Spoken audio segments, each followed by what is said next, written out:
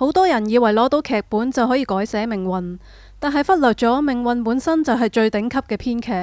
呢一場雨一定要落，你亦都必須要淋。痛苦係覺醒嘅催化劑。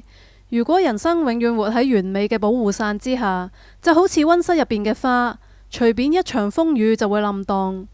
冇經歷過低谷嘅考驗，人好難長出真正嘅智慧同埋韌性。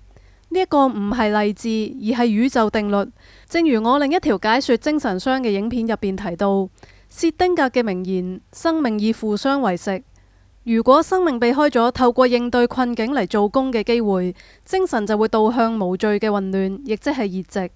嗰一啲成日想靠算命避凶嘅人，內在往往無比脆弱，因為佢哋從未親自同命運貼身肉搏過。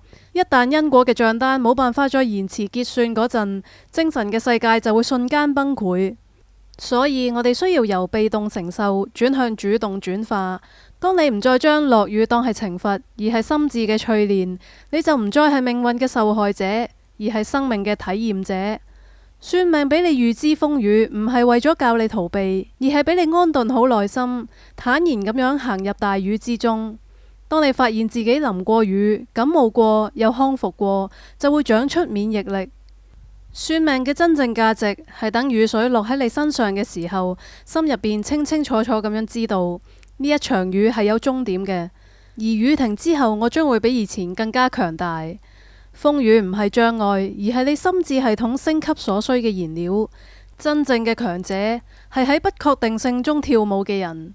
當你唔再試圖控制境遇，而係專注於修煉心性，將未知當係一場冒險，即使仍然會覺得恐懼、痛苦，亦都係真實嘅。但係你已經有咗前行嘅勇氣。